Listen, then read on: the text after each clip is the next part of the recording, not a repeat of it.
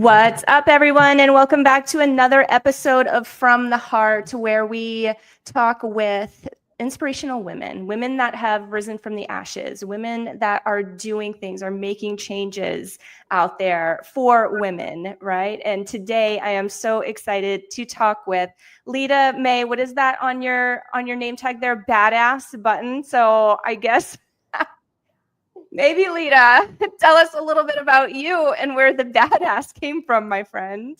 Thank you, Katie. Thank you for having me here on the MOMnation show. Where the BadAss came from, well, that took quite a few years to develop, but there is a full story behind that. I was a teenager and young adult who struggled with low self-esteem, depression, lack of self-worth. And I found myself in a unhealthy relationship with emotionally abusive and borderline physically abusive man.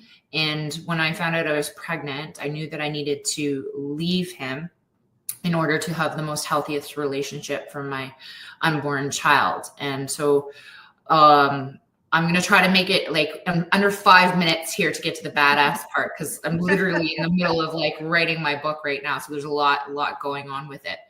But I left him. My son was born a few months after, and in under a year when my son was born, he was diagnosed with a rare and at times life-threatening blood disorder called hemophilia B. So I didn't have any financial support from my son's father. He didn't show up to court. I was already trying to figure out in the first year, as all the moms here to watching, like when you're a first time mom, let alone a single mom, you just trying to feel like you're a ducky trying to keep your head above water. Yeah. And then life hit me, bam, with that, his diagnosis. And I found myself drowning in the first few months with hospital visits and just trying to figure it out. And I started coping in an unhealthy way, reaching for the bottle instead of reaching and digging deep into myself and facing the pain that I was having. And so I had a night where there was an altercation, and because of so much anger in that I had this altercation with other 3 women, didn't end up so well for them. And so I knew I needed to start to channel my energies, destructive energies, and coping in a more positive environment. And so within the first few months of that situation happening, I began boxing. And it was through boxing and over about a 15-year period. I had 45 amateur boxing matches and 1-on-1 as pro. But how I got the nickname BadAss button was my last year at provincials in Ontario. I had a number of clients and friends come out, and I won the boxing match by what's called TKO due to injury. So I essentially stopped my opponents. And the next few days, I was coaching one of my clients that had watched me at this competition, and he was like, "Bab, why are we doing this, Bab? Bab, why are we doing that, Bab?" And I'm just like, "What is this Bab business all about? Why do you keep saying Bab?" He's like, "Don't you know your BadAss button?" So that became my fight name when I went into the pros. And so that's the short end of the long end of the story of the BadAss button part. I love that. And there's so much of that story that I want to dig into. So much of that story. My goodness, I think, like you said, moms can all relate, to that stress of being a first-time mom, not kind of knowing if the decisions that you're making are the right decisions. How many times do you find yourself there on a day-to-day basis, right? To having to deal with the things that you were having to deal with. You mentioned getting into some maybe not so great coping skills, but where did you get the idea to box? Where did that all come from? There's got to be a mentor, sort of something in here.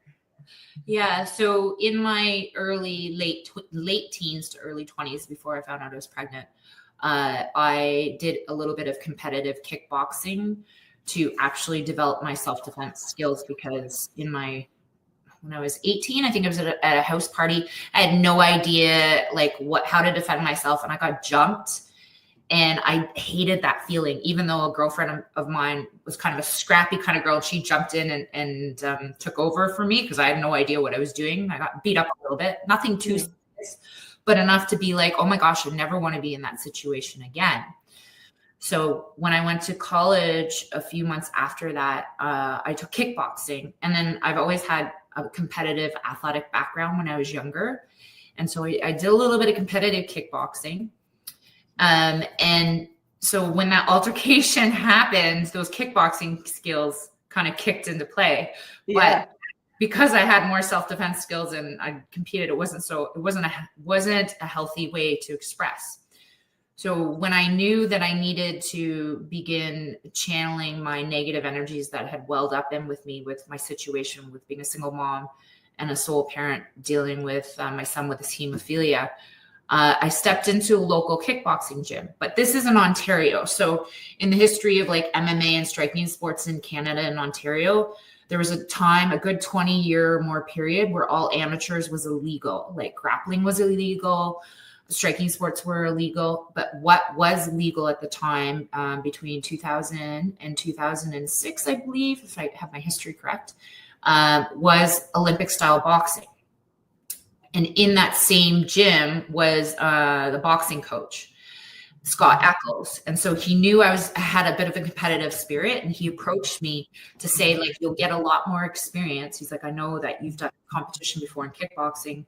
You're not really going to get any chances here without having to travel like far and wide. Mm-hmm.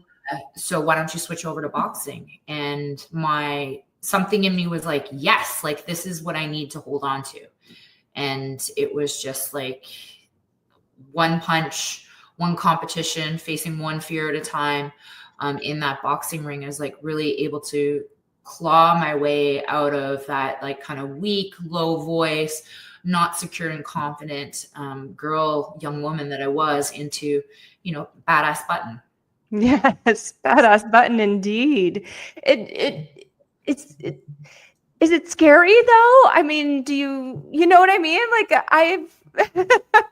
So define scary. Scary in terms of going into the boxing ring, or scary as in like facing, like trying to go after those goals? What do you mean by scary? Well, yeah, I mean, I'm sure there's parts in all of that that's very scary, but I'm back at the physical part where, getting into the ring, maybe not knowing who's going to be there when you get there.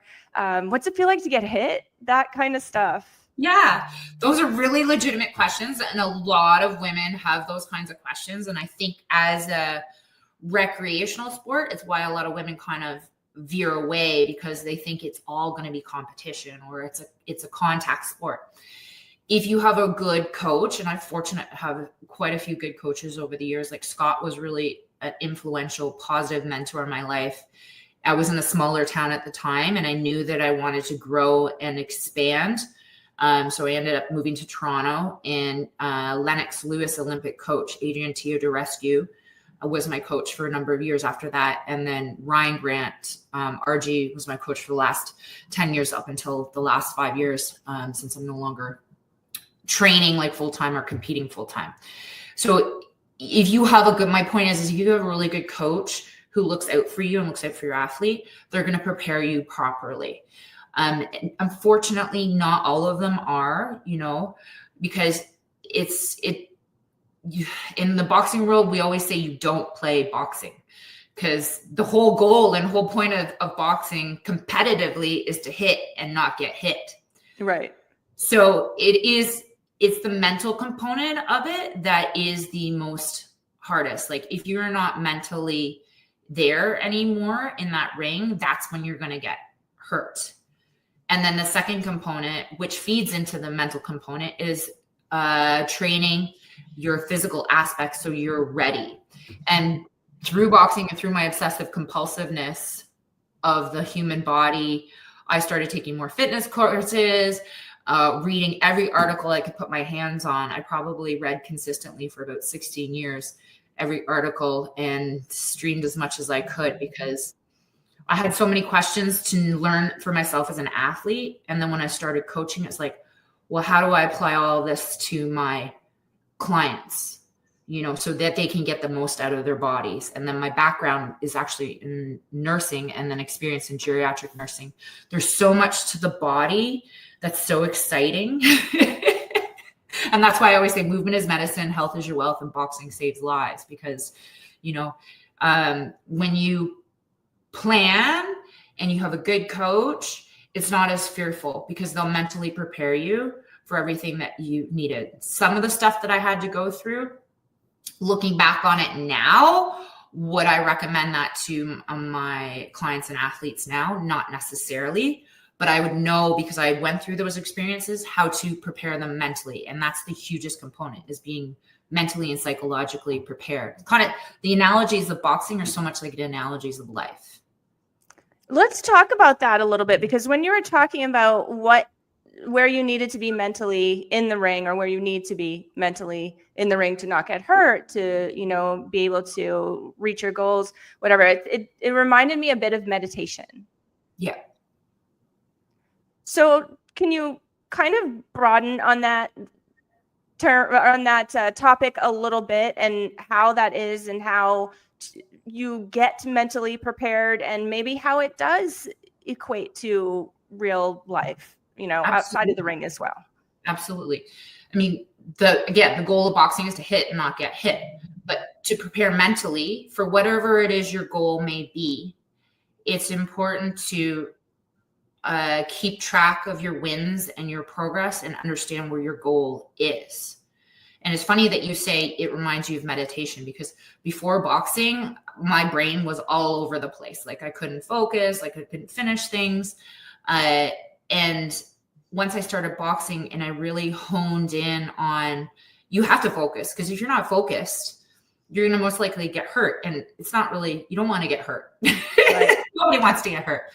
So mentally preparing yourself is ideally sticking to your plan as best as possible, acknowledging your wins, looking at how you can improve the next time you step into your training session, win or lose when you compete, looking at, again, what was really good in the situation, what could you have improved on, how could you have prepared yourself better, and how can you apply that to the next time. And also with mentally preparing, if you're able to study your opponent, that's really huge in boxing, because you know what's going on with your opponent's moves. So you're mentally preparing and you're rehearsing in your mind what you're going to expect when you step in the ring with them. I know like visualization is huge. I really, really hone in on that with my clients, to say like, it's important to visualize and it's important to acknowledge your wins, because what the mind can conceive, the body can achieve. So it's, it really, if you're a high level energy person like myself throughout life, it's hard to quiet your mind, but in boxing, you really have to focus, and you really, whether it's competitively or recreationally, there's so much technique and there's so much fine and attention to detail and teamwork. People don't think of boxing as teamwork, but it takes a team to get you into that ring to compete one-on-one. You're in there and it's yourself and your opponent that you're facing. Those are your two biggest obstacles you have to overcome: yourself first and then your opponent. But it requires a team and people who support you to get you in there.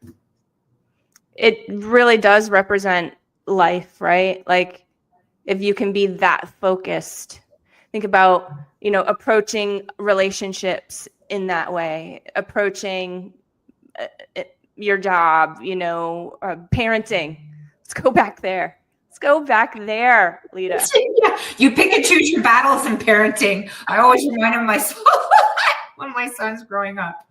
Do you feel like, and I have some other questions about physical, mental too, and I don't want to seem like I'm bouncing around, but do you feel like it, going through that and becoming what you became through boxing and the motivational speaking, change the way you parent, or change the way you look at parenting, or something in that area? Do you feel like you grew in as a parent by going through that? That's a really good question. My son was my why. Like, I knew like financially I wasn't in the best place. His father was never in the picture. That was a whole other loaded baggage. I did have support, but I didn't have support all the time. But the one thing that I knew that I could give him is that if my actions could be, I act to the best of integrity and be the most number one role model to him, because kids, they're heroes. I mean, that's great that they're hero, you know, like basketball players and like all stars and all that, they look up to them, but it's us as parents that they see day in and day out that influences them the most. So that was always in the back of my mind. Like, I may not be able to give him materialistically everything that I possibly could, but I can give him critical thinking skills. I can role model to him, and I can surround him with mentors and men who are doing positive things in their life. You know, he still has, my son's, he just turned 22.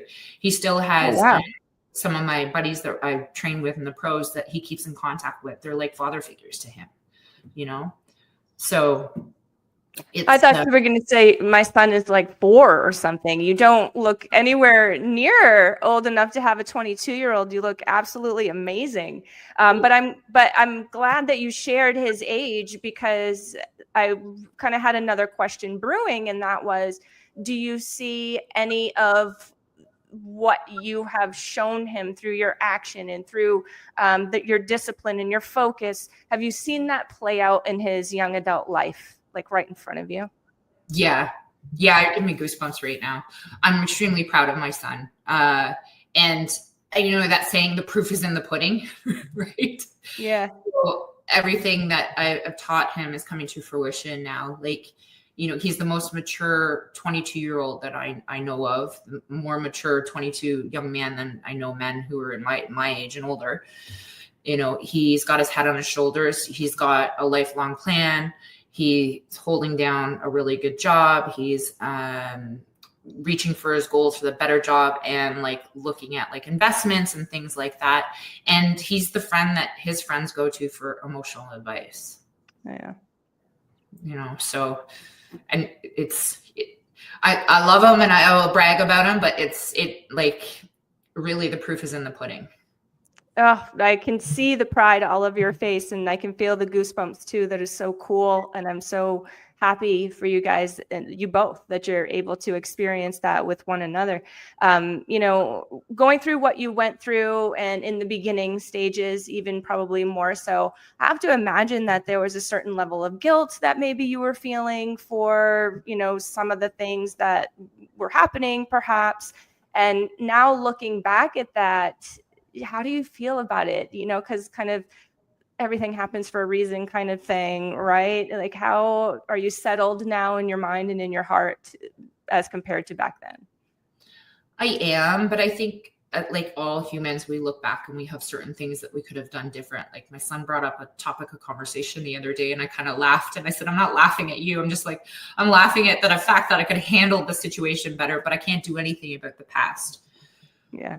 But what happened when I was going through it all, because I was like, why does life keep throwing me these obstacles? Like what?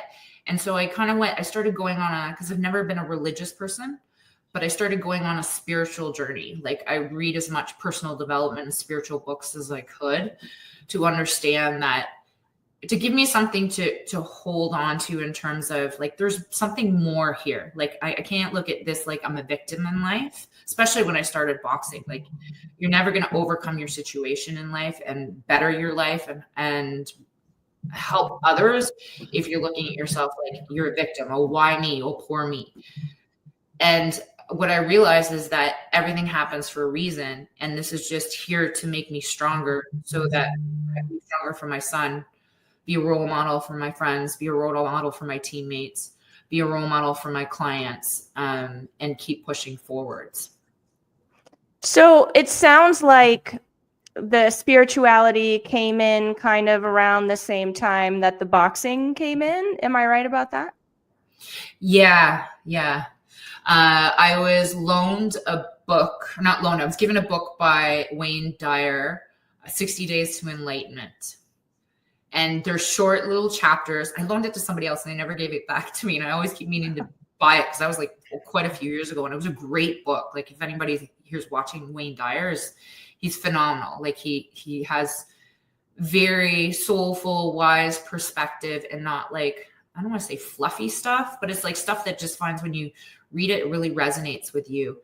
But the 60 days it's just like 3 or 4 pages per chapter to begin opening up your mind to something more that's going on out there with different spiritual gurus that have come across in this time. So one of the things that I read was never take anything personally, which is a hard one. Yeah, very. Right. So I'd always remind myself when things, and that's not an easy thing. It's still something I'm working on older now. But like, if you understand that everybody's perspective is coming from their own lens of shit, pardon my French. But no, please. We swear on this. I mean, we speak French in this podcast. You're good. You'll understand that you don't take it personally because it's their stuff. And something I've heard a lot in the last couple of years, which I really, really love, is perception is projection. So if somebody's always trying to tell you you're this, you're that, or they're trying to point onto you, it's really just like their 3 fingers pointing back at them. So don't take it personally. Yeah. Almost like you can't recognize what you aren't, or something to that effect, right? Yeah. Yeah. Very, very powerful. I hear a lot of people coming out of times when they were choosing unhealthy coping mechanisms, ways, things, coming into more healthy ways of coping, introducing spirituality in that time frame as well. And I'm wondering, kind of, did it play a part for you to sort of bring you into boxing, or were you already there and that helped you in other ways? That's an excellent question. I think it guided me, as in, this is something, like, there was just something, I was so driven. It's not that I'm still not driven, but I was so driven for years because I had a lot of pain and anger and frustration. And I knew that if I channeled that into something positive, there would be something better that comes out on the end of it. Because if I didn't, I knew I was going to implode or explode, and both wouldn't be good for my son. So it was like, I can't explain it. And it's still in me now, especially with this movement that I've started, Dildo Dilemma, humor in the face of trauma. There's like, we all have, especially as women, we have this intuition, we have this feeling, we have this gut instinct. And that's what it felt like for me with spirituality and boxing, because it wasn't easy. It wasn't easy at all. Like, boxing at that time, up until the last few years, it was not, like, boxing is the very first Olympic sport in the Olympics. And it was the last Olympic sport to integrate both men and women in 2012. So that's just to give you a little bit of an insight of how much. And professionally, you got paid to next to nothing. Even now, still for a lot of female boxers, it's like that. It's starting to get better. There are big, like, MVP promotions. Jake Paul is a huge name, and Amanda Serrano is underneath him. So they're getting paid. His female boxers are getting paid a lot of money, and Katie Taylor. But they're kind of the exception to the norm. And that's like that for most women's sports, but even more so for women's boxing. So I just felt like there was just something in me that was like, you need to do this, like, no matter what. You got to take it as far as you can possibly take it until something shows you otherwise. Because I had a family member. It's so funny. When I first started, it was an aunt of mine. She was like, she gave me lectures. Like, my mom's side of the family are Filipino. So, like, Asian families, they're very opinionated, like, in terms of what you're supposed to, like, fit the mold. And she's like, you're not supposed to. She gave me all the lecture about head trauma, blah, blah, blah. And I was just like, okay, well, thank you for your opinion, but sure. And I didn't argue with her. And then in the last 9 years, I started coaching full-time Parkinson's in women. And like 2 years ago, she's like, I am so proud of you, Lita Mae, and all of you've done. Of course. Yeah. So if your gut is telling you, and there's something inside you that's telling you that you need to do this, and it keeps showing you and I think spiritually wise, the universe, whatever, is going to show you signs and it's going to support you. You got to keep following it. You got to keep doing it because it's there for a reason. You know, you're going to majorly impact somebody's life or lives. Yeah. Yeah. I totally agree. It's super important. One other thing that I hear a lot about when people are coming out of unhealthy coping mechanisms, I don't know the word to call it for some reason, it's escaping me, but y'all know what I mean. And replacing it with exercise, how does that work physically? How does it replace that? How does it calm you, if that's what you're using for, or you know what I'm trying to say? Like, yeah, how does that work? Yeah. So you're looking like when we're coping with things like with unhealthy ways of coping. So like drugs, alcohol, sex addiction, we're looking for that dopamine high. You know, we're looking for that sense of connection or escapism or something. What exercise does is it gives you all those feel-good chemicals, except for the only side effect is, you know, a better body, mental clarity, you know, a better relationship with your body, healthier role modeling to your friends and family. You know, when you're exercising, you're getting that pill that gives you dopamine, norepinephrine, oxytocin, epinephrine, serotonin. It's like all these chemicals that are pretty hard to actually get in one, like feel-good chemicals to get in a pill. Mm-hmm. Mm-hmm. And you're helping yourself stay young. You're offsetting any chronic degenerative diseases later on down the road. But for me as a coach, what I find with a lot of women who struggled with exercise is that they found it boring. And there's a lot of like shame, guilt associated with body image. It's hard to get to the gym, things like that. And with boxing, it just empowers you from the ground up. And like 9 times out of 10, the women I've coached boxing who have never tried boxing before is like, oh my gosh, this is so much fun. And they're excited to actually take on the skill, learn the skill.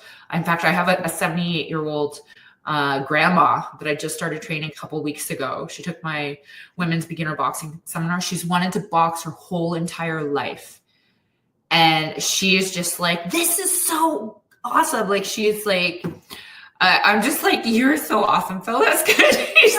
She's dive right into it, you know, and boxing saves lives, you know, like I've seen it time and time again in the last 9 years coaching Parkinson's. Parkinson's is a chronic degenerative disease that there's no cure for at the moment, and it does be progressive. But with my boxers that I've been coaching regularly, when they train consistently 3 to 4 times a week, they're doing extremely well and they have a really good quality of life. So it's like exercise is like, it's like a religion everyone should take up. I mean, that sounds drastic, but yeah, no, but and from what you said, it sounds like it's important to find something that you really enjoy, and that's probably the quicker path to the whole cocktail of chemicals that you were talking about that you get all in one zap, right? Yeah, exactly. Yeah. So where did the motivational speaking come in? Let's fill us in on all of that. Well, fears. Let's talk about fears. So I started boxing because I wanted to be, like I said, the #1 role model for my son. And then I realized that facing fears is how we grow in life. You know, it's not easy to step into that ring and facing fears. And then about 10 years ago, I was like, when I was in college or university, as I'm sure anyone who's been in college or university, if you've never been kind of coached or mentored in terms of how to speak in public, you're like shaking your shoes when you're like, you hoped you had to be in a group to present, because then you had that stabilization around you when you had to present projects in college and university, right? Mm-hmm. I was definitely one of those people. And I was like, I heard about a group called Toastmasters, public speaking, nonprofit public speaking group. And I was like, I want to do that. I want to face that fear. I want to overcome. I want to have that skill where I can stand up in front of people. And if I need to talk, there's no like petrified way of being. Mm-hmm. So I took Toastmasters, was involved in Toastmasters for about 2 years when I was in amateurs and pros. And then I began coaching full time. So I wasn't able to make the in-person meeting. And at that time, things weren't online as much as they are now, right? Everything's online. And so I got off track. And then I knew something when I heard the statistic of where I live in Newfoundland, Canada, full time now in the last 5 years. The statistic for women's violence in the world is 1 in 3 women will experience a form of violence or stalking in their lifetime. In Newfoundland, where I live, it's 1 in 2 women. Wow. And I think it kept wrapping my brain around it. And a lot of women who get into boxing or who get into combat sports do it because they have some form of trauma or something that they want to overcome and they want to empower and they don't want to feel like they're vulnerable anymore. Mm-hmm. And so I said, I'm going to get back into Toastmasters. And then I was like, I want to do this. Like, I want to do this as a career and I want to speak out and I want to advocate for women because I know I'm not the only woman out there. There's so many women, we need to have a voice. I'm like, this is what I say in my dildo dilemma speech is I just don't get it. Like, how are we in the year 2025 and we have instant communication. We have delivery within like half an hour. If you make a purchase or an order, it can be like, if you're in a metropolitan town, it can be at your doorstep in half a day. But we still have caveman ways of behavior where men are still treating us like we're in the caves, or women, people who identify as women or transgender. Like, how is it we as humans have evolved so much, but we're still so animalistic in our behaviors in treating women and people of like, marginalized people. And I was like, I need to do something. Like, there was the same kind of feeling that I had years ago with boxing. It's like, I need to do this because I know I'm powerful and I know I have a voice and I have to use it for better because enough is enough. Like, yeah. Absolutely. Absolutely. So you're traveling doing this now. You just talked about a book. You threw out this like little morsel and then you did not come back to that. And I'm bringing you back. So we need to know about this. I'm trying to, my goal is to have it finished by April 1st. It'll be ebook first. It'll be Dildo Dilemma, Trauma, Humor in the Face of Trauma. So it'll be using my story with the analogies of boxing and advocating and philosophies in terms of how to empower yourself and overcome, to help advocate and take action and awareness to stand up for other women, but most importantly, stand up for yourself first and foremost. Mm-hmm. That's an important one. Let's talk about that a little bit. I feel like sometimes that, and really where is the line, right? I suppose we could talk all day on this, but I feel like sometimes as women, as moms, we are kind of don't consider ourselves as much as we should. And that's really an important piece in all of this. Definitely. But to some people, they maybe feel like it's selfish to consider myself even at all, which totally contradicts the whole put your oxygen mask on first thing. You know what I'm saying? Can you sort of, can you expand on that a little bit and talk a bit about that concept? Yeah, it is hard because as women, we're conditioned to put everyone else's needs first. My half of my side of my family is nurses, and like as nurses, even more so. Nurses are like, and nurses are a high rate of addiction as well. Yeah, yeah. My mom's a nurse, and she's definitely a doer. She wants to do for others, and it makes her happy to do so. So I totally understand that. But understanding that, like I say, as part of my speaking and educating on health and fitness, is that we live in our bodies 24/7. These are our homes. This is our home all the time. We don't leave this home. If we don't take care of this home first and foremost, it's going to break down. And if you're a mom, do you want your body to be broken down so your kids then have to look after you? Good point. In the moment, we think we're being selfish. But if we compound it over time, like time and our health are things that we can't get back. Yeah. So, it may be a little harder when they're younger, and I totally get that. Like, I dragged my son to every boxing gym that was out there, and I dragged him to my university courses. A couple of my college professors didn't like that because I didn't have any option, but I knew that what I was doing was for the betterment of him.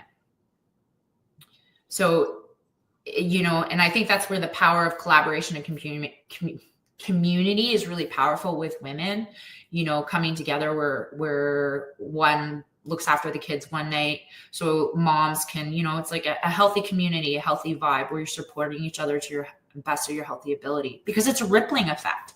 Yeah. When a woman empowers herself, she's empowering her business, she's empowering the economy, she's empowering her families. I read a quote for Women's International Day, which was whoa. I know empowering women is so important and empowering women in business, but if everyone invested in women's business in this year worldwide, 25 trillion would be added to the worldwide economy. Wow. That's crazy. Yeah. Investing in women's business, investing in women's sports is just smart business. Yeah. Yeah. You heard it here, folks. So true, though. One thing that you said really struck me a couple sentences ago, and it's, the time and health. Like, that's really our most precious thing that we have, right? And thinking about it as a mom and, working full-time plus. Yeah. Those are the two things that you kind of take advantage of when you feel that you have the most of them, right? Or the most of it, right? So as you're younger, you're kind of taking more advantage of the time, and not in a good way. I mean, like taking it for granted, I should say. Taking it for granted. There we go. That's a better way of describing it. But then the less and less that you have, the more you kind of realize how important it really was. And that's such a hard thing to learn. Like, we've all heard that, right? Somebody in our life has said that to us when we were younger, whether it be our parents or caretakers, mentor, whatever. But I really wish that I would have listened a little bit more, Yeah, it is. And I think, like I said earlier, is like, as a coach, my job is to do my best to meet people where they're at. And I think in the fitness industry, it's been such a go hard, go home, or it's no pain, no gain. But that's not how most people, especially women, respond to changes. Yeah. We are such emotional beings, and we're such psychological beings that we have to understand our own ways of working and engaging in life and what motivates us.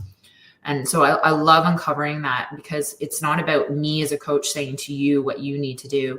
It's you as a person and your goals in terms of what's your why, what motivates you, what obstacles are going to come up. How are you going to overcome these things? How are you going to troubleshoot so you're mentally prepared? Because life is going to get in the way. That's life. Shit happens. It does that. Yeah. It's going to knock you down. You're going to have to take a knee. Sometimes you might have to feel you have to throw the towel in, and come back for your next bout. But understanding how you work and what's going on with your life, and looking at the bright spots and the wins and how you can fit it in, it really makes it more manageable. I love that. I could not agree more. And that was such a great message. The next question I was going to ask you is, is there any particular message that you came here to share today that you haven't had the opportunity to do so? That was just pretty beautiful. Is there anything else? I think that I always say movement is medicine, health is your wealth, and boxing saves lives. And as a coach, I like to say that my goal and my purpose is to make health and fitness fun and easy for you. Because if we're having fun, we want to do it more, right? That's right. Yeah. We learned that here. Yes. But as women, I think, and I know a lot of coaches have said this over the years as well that I've talked to, is we don't acknowledge and recognize enough how powerful and how much we do and how much we are capable of. I was looking at you, Katie, and your profile and the things that you're doing. I'm like, this girl's killing it. I'm loving it. I'm like, I hope it's awesome. And I just saw you're singing Proud Mary keeps on. With my mom. Yeah, like that's so good. But you are living that example and way of being, right? So if more women empower and recognize and let go of the guilt and shame when they step into their power, the more this world is going to heal. We're going to get rid of all the political, strife that's happening. My vision, my mission is to see in life that violence against women is no longer an issue. That's pretty big, but it's like, enough is enough. Like, do we want our daughters to be living in this world like this? Mm-hmm. Exactly. No, and I totally agree. And, I feel like the confidence is contagious too. And exactly. The more that we share with one another, the more that we truly can share that with one another. And, having the MOMnation group and, having the podcast for quite some time as I have, I've really seen that happen in our followers and in our audience and in, those folks that I have the opportunity to get to know, which has been really great. And I've watched them grow as mothers and grow as some are business owners, some aren't, but just grow as women in general and grow closer together. And you can see the electricity really, as confidence grows, and it grows more exponentially together. And so thank you for being who you are and for doing what you're doing and for having, for following that gut instinct that you had way back in the day when, things weren't necessarily easy for you. And it probably would have been a lot easier to, should I say, throw in the towel? Like, is it okay for me to say that? Absolutely. Yeah. You know what I mean, though? It probably was just so much easier for you to do that. Maybe it crossed your mind once or twice. Maybe it didn't at all. But thank you for pushing through what you needed to be here. And I can just tell just from talking with you that you've most certainly changed and moved some lives in your day, my friend. And thank you for continuing to do that. Thank you. Thank you for having me on here, Katie. And if anybody wants to get a free 6-day beginner boxing challenge for Take Back Your Power, you can find it under my website, litamaebutton.com. It's there because boxing saves lives. So I'm trying to spread that message as much as I can, especially to women. Yeah. Yes, I love that. And I'll actually put the link to your site in the show notes. So it'll be easy and clickable anywhere anybody is either watching or listening to this. So that way they can connect with you if they'd like. And it sounds like that's okay for them to do. Yes, absolutely. And then you can find my Dildo Dilemma Humor in the Face of Trauma podcast under GOAT Promotions on YouTube. Because I say, once you go, you never go back. I have 8 Nigerian dwarf goats and I do animal therapy as well. So nice. Oh yeah. I actually read, I'm sorry, we didn't even touch half the things on your form. So, that happens a lot. So audience people, when you get on the show, you fill out a little something so that I have a little bit of background on you. And it's rare, Lita, that I hit it all because as you saw, the conversation just kind of, I don't know if you could see me writing here, but I'm like writing down questions, so it just kind of goes off the way I feel it naturally should go. But I think you need to come back whenever you have time and you'd like to, because there's like other things we need to talk about here. Okay, thank you, Katie. I appreciate that. Can I take a screenshot with you with your fist up? Absolutely. Tell me when you're ready. Okay, in 3, 2, 1. Awesome. Sweet. That was cool. Well, thank you. And thank you again, Lita. Everybody else, you know the drill. If you want to check out any of our previous episodes, hop on over to our YouTube channel. It is at MOMnation USA. That's our handle. Scroll down just a tad. You will first see this podcast. It is called From the Heart. You will see Lita's face there, especially if you hop on in the next couple of days. Or actually, I should say, if you, this is so fitting for this, if you run a lot, hike a lot, bike a lot, box a lot, and you prefer to listen to it in your ears on your favorite podcast platform, do a quick search for MOMnation Talk Radio. There you'll find us. We will see you next time. All right, guys. Bye-bye.